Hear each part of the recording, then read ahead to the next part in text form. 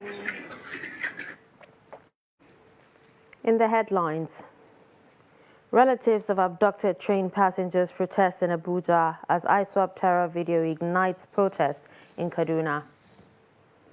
Federal government confirms 16 new cases of monkeypox from 12 states.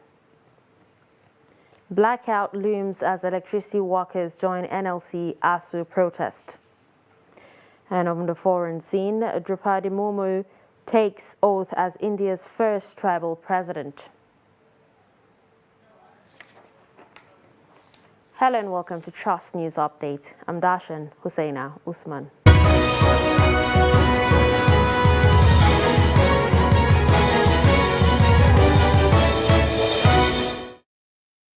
And we'll begin with insecurity as the release of a video by terrorists flogging hostages of the Abuja-Kaduna train attack has sparked protests in Kaduna by angry youths. The angry youths who blocked Nnamdi Azikiwe Expressway demanding the immediate action by government to rescue the remaining hostages of the train attack say the lives of the hostages are in danger. The report. The recent video in circulation showing the terrorists flogging their hostages sent fears to the minds of not just the relatives but also angered the youth in Kaduna State. The protesting youth blocked Nnamdi Azikiwe Expressway to show their anger. Yesterday, when I saw that video, I was shocked. We are in a state of coma when we had that shock news. For 125 days now, our people are under the captivities of kidnappers, and the government could not take an action. Relatives of the victims also said despite effort to facilitate the rescue of their loved ones, the authority concerned restricted them. Those that are holding our our brothers and sisters and mothers and aunts, call us to come and pick some of the sick among us, and unfortunately, the organs of the government deny us the opportunity to get them back with us. It is quite touching. I couldn't believe it. We are ready for any demand they will want from us. It's just that because we are being restricted by certain people, that is why we are calming things down. Tukur Mamu was in the forefront of the negotiation with the terrorists, which led to the release of some. React to this video in circulation. Killing of innocent victims, notwithstanding your religion, is not a problem to them. So, and that is why it surprises me when this kind of threats is being taken lightly by the federal government, because these are people that can inflict harm, that can kill at any slightest provocation. So why must we wait, for example, until when we started recording casualties? It's over 3 months since the terrorists attacked Abuja-Kaduna train, killing some and abducting several others. While others were released, several others are still held captives. Similarly, families of victims of the Abuja-Kaduna train attack are calling on government to negotiate with the terrorists keeping their relatives in captivity. They made the call on Monday at the Ministry of Transportation in Abuja, where they had converged to make their grievances known. Nana Mohammed is covering the ongoing protest and now gives us a situation report. The situation here is the families of the Abuja-Kaduna train attack have come in their number to protest for the release of their families. Their anger is following the recent videos released by the terrorists on the beating their families are receiving in the bush. They said they are not happy, they are emotional, they are pressured, they are tense, they are traumatized. Some of them have been crying and begging the government to do something, because they said the government has not actually revealed what they should have done to rescue their families. Some of them came out with children, some of them are the mothers of the kidnapped victims, some of them are the wives of these kidnapped victims, and some of them are the sisters and brothers of the kidnapped victims. One of the wives of the kidnapped victims was even threatening the government that if anything should happen to her husband, she was going to commit suicide. So this is the situation as we see. but government officials have been coming to plead with them. When some of them are saying they want the government to actually come out and address them together. They don't want to have an into meeting with any of the government officials. They prefer to be addressed. They prefer action to be taken. They claim that the government has not been doing anything. But one of the government officials who we said here earlier said that the government is not a miracle worker, that the government is doing what it can to rescue the families who are still in captivity. As we are waiting here, we are going to discuss more on the situation. So far, this is the situation. President Muhammadu Buhari has supported Nigeria's security agencies morally, materially, and by providing equipment, and is expecting good results in return as soon as possible. A statement on Sunday by his spokesman, Garba Shehu, however, asked the Nigerian media to increase its support for the fight against the exploitation of the internet and social media for terrorist purposes.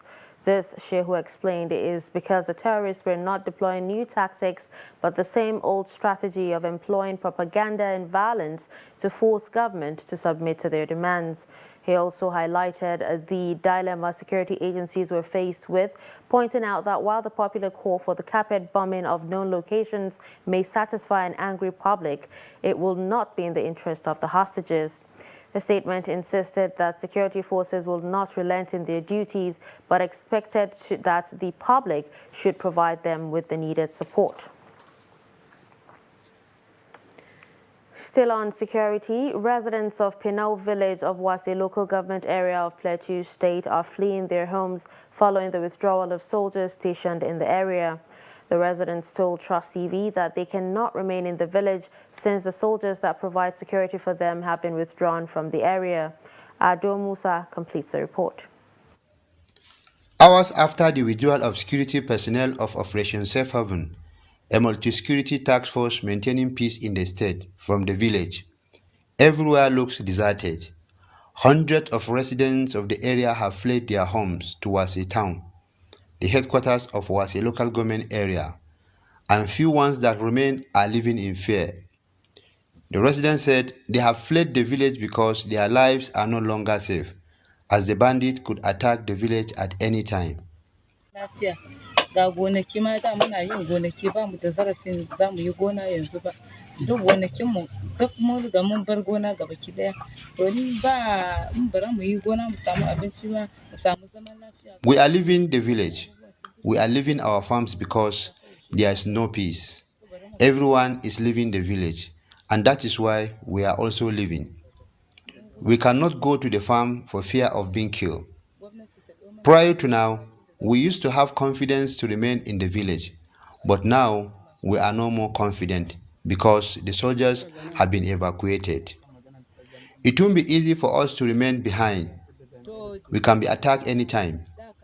Today you will hear someone is kidnapped. Tomorrow you will hear another one is kidnapped or killed. We are in serious trouble. We are appealing to the government to come to our aid. Yau idan ka daga ido ka duba wayannan mutane banta ce ake kira da turanci, sun samu da iyaye cikin halin kakani kai, sun samu cikin halin kakani kai, shanukai da muke da shi sun kwace. We are begging Nigerian government to rescue us. We are in a difficult situation. The bandits have rustled our cattle. They abducted our relatives. We don't have ransom for their release. Our movement is restricted. All business activities have been crippled by the activities of the bandit. There is no food to buy. Everyone has fled. We are also leaving the village. We are calling on the government at all levels to come to our aid. Various communities of Wase are in recent times experiencing increased bandit activity, kidnapping, and cattle rustling, forcing many people to flee their homes. From Jos, Ado Musa reporting for Trust TV. Moving to health, the Nigeria Center for Disease Control on Sunday confirmed 16 new positive cases of monkeypox in 12 states. The center said from January 1 to July 17, 2022, there have been 338 suspected cases and 117 confirmed cases, with 3 deaths recorded in Delta, Lagos, and Ondo states, adding that since the reemergence of the disease in September up to July 17, 2022, 850 suspected cases have been reported from 35 states. According to the World Health Organization data, there have been 16,016 monkeypox cases, of which 4,132 were recorded in the past week, with 5 deaths. The Ogun State Governor, Dakwa Abiodun, has declared Tuesday as a work-free day in the state as the deadline for voter registration comes to an end. The governor said this in a statement issued by his chief press secretary, Kunle Somorin, in Abeokuta. He said the one-day public holiday is to provide a window for all workers in the state who have either lost their cards, not registered, or who might need to travel to their wards, local government areas, and constituencies to perfect their permanent voter registration or transfer their cards where necessary to enable them to participate in the next general elections. The governor urged all eligible voters to seize the opportunity of the holiday to go to their wards and constituencies to search for their registered voter cards, fill the claims and objections form, and transfer the PVCs where necessary. Chairman, Christian Association of Nigeria, Plateau State Chapter, Reverend Polycarp Lubo, wants people in the state to go about political activities and campaigns ahead of 2023 in a peaceful and violence-free manner.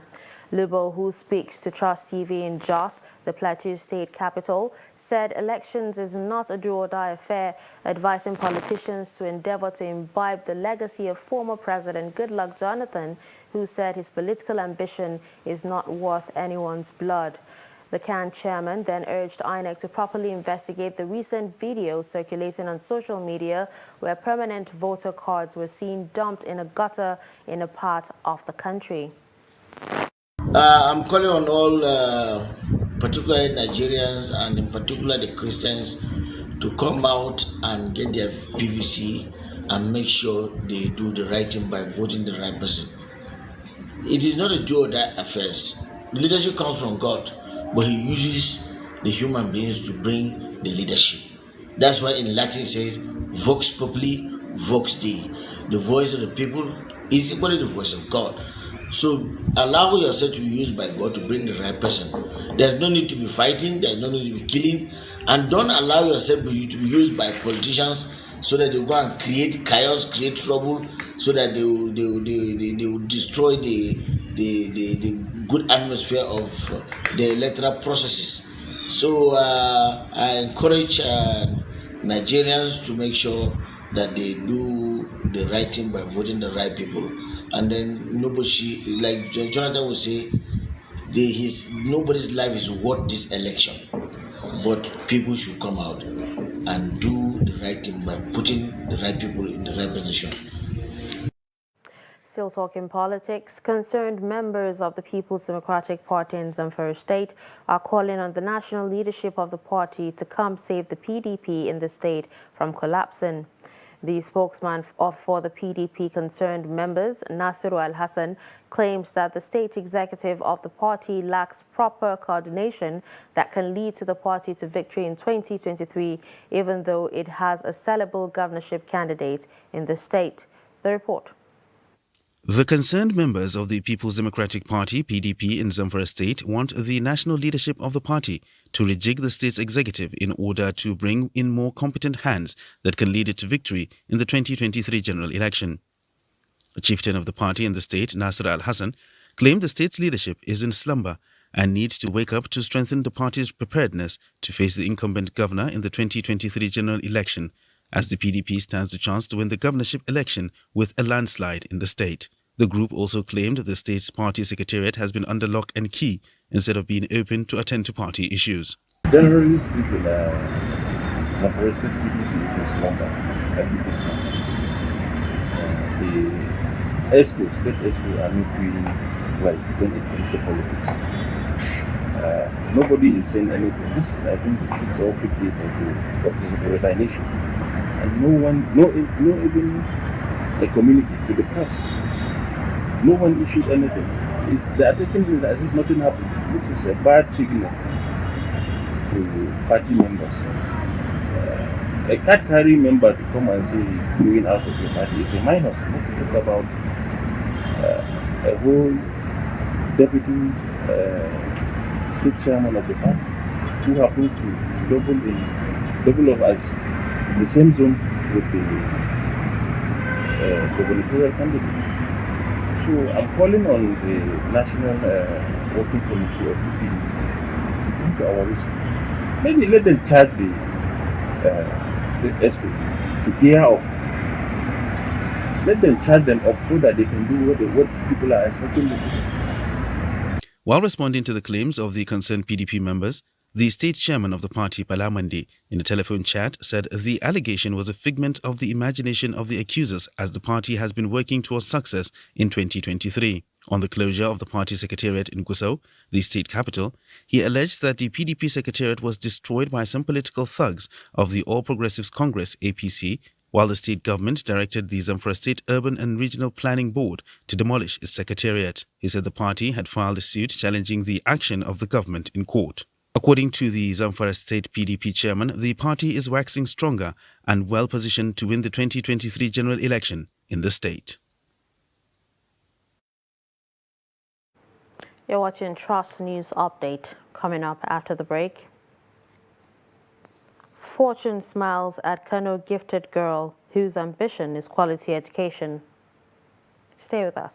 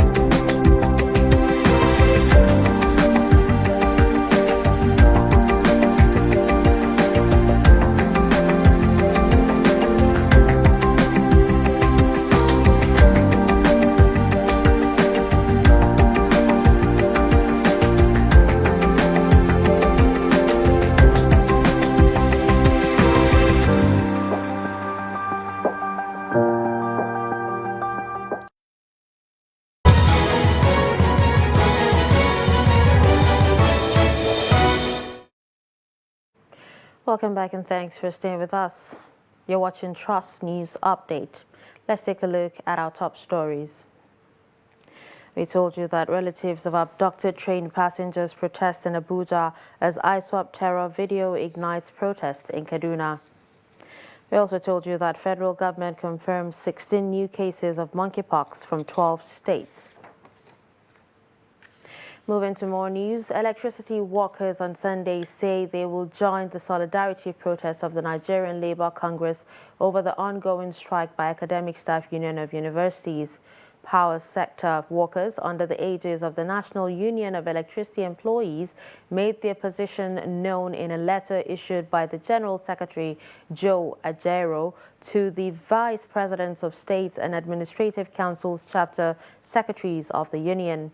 The directive enjoined all members of the union to massively mobilize and actively participate in the solidarity protest. Nigeria's power sector recently witnessed a grid collapse that led to the crash of power generation from over 3,900 megawatts to 3 megawatts, a development that caused blackouts across the country. In education, the Provost Federal Technical College of Education, Gombe State, Ali Adamu, has called on the National Assembly to expedite action on the bill seeking to upgrade the institution to Federal University of Technology Education, Gombe. The provost, who made the call in an interview with newsmen over the weekend, pointing out that upgrading the college will enhance its academic standards. Ibrahim Ismail completes the story. The bill for the establishment of the Federal University of Technology Education Gombe has passed second reading at the National Assembly. The provost of the Federal College of Education Technical Gombe, Dr. Ali Adamu, is positive that if the process is given accelerated hearing, the educational sector and the state and the country would be better off. Second reading, yes, we are planning to make this place to become Federal University of Technical Education. Yes, that's the effort we are making. Because as it is, even in Nigeria, we have state technical university, but we don't have any Federal University of Technical Education.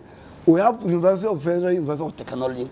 So honestly, the bill has already passed second reading, and I'm optimistic it may likely receive the light of the day, inshallah. From the ongoing strike by members of the Colleges of Education Academic Staff Union, the provost said the industrial action will be called off soon. I'm sure in the next week, I think on 2nd, we are resuming the sitting on 2nd August. But I'm sure, I'm optimistic. I've no doubt in mind that we are going to resolve by God's grace. The Colleges of Education Academic Staff Union had embarked on industrial action in June, which was extended by 3 weeks to protest government's inability to meet their demands, which among other things include revitalization funds. From Gombe, Ibrahim Ismail reporting for Trust TV. A young, gifted girl from Kano, Saratu Garba Dang Azumi, has been warming the hearts of many with her mathematical skills, especially in the area of arithmetics. The 11-year-old told Trust TV that her dream is to go back to school and have a formal education for both personal and national development. Foundations are now offering to sponsor her education. Abbas Alibi encountered her in Kano and now reports. Every child is special in his or her own way, but some are exceptionally talented.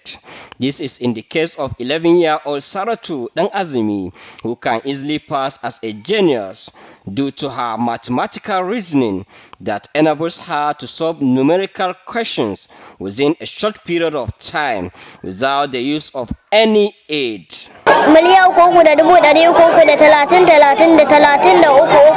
To confirm this, I put her to the test. I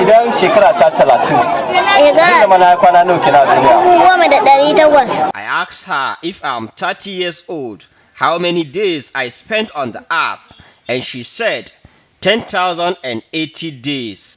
I also asked her, Media Trust established 21 years ago, how many days the company spent so far, and she said 7,560 days. The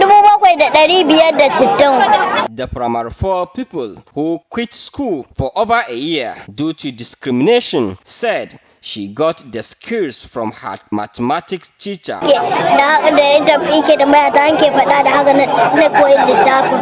Saratu's mother, Malama Rabi'atu Dang Azumi, said she discovered a talent in her 6th child, who happens to be her last born, 5 years ago, adding that apart from numerical skills, she is also excellent in entrepreneurship and she is self-reliant.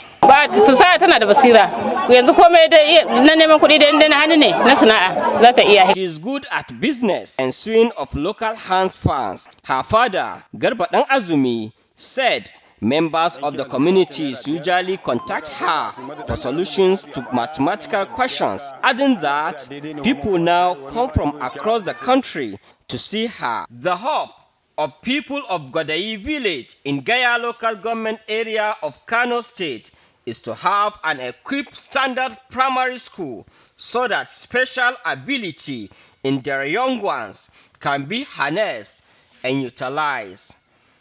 Abbas Ibrahim Alibi, Trust TV, Kano. Away from Nigeria, Drupadi Mumu has been sworn in as India's president, making her the first person from one of the country's marginalized tribal communities to serve as head of state. The former school teacher and state governor was elected to the largely ceremonial position last week with 64% of the vote by members of India's parliament and state assemblies. Mumu, who is from the Santhal tribe and was born in eastern Odisha state, paid her respects before her inauguration on Monday at a memorial dedicated to India's independence icon Mahatma Gandhi in New Delhi. And finally, in sports, Tobi Amusan became the first Nigerian athlete to win a World Athletics Championship gold as she stormed to victory in the women's 100-meter hurdles in Oregon on Sunday. Amusan, who had broken the world record in an astonishing semi-final where she clocked 12.12 seconds, powered over the line at Hayward Field in 12.06 seconds. Jamaican Brittany Anderson took silver in 12.23 seconds, while Olympic champion Jasmine Camacho Quinn of Puerto Rico claimed bronze in 12.23 seconds. Amusan had produced a jaw-dropping world record in the semi-finals, smashing the previous best mark of 12.20 seconds held by Kendra Harrison of the United States since 2016. With this, we've come to the end of Trust News Update. Don't forget to follow us across all our social media platforms. I'm Dashan Husseina Usman. Thanks for watching.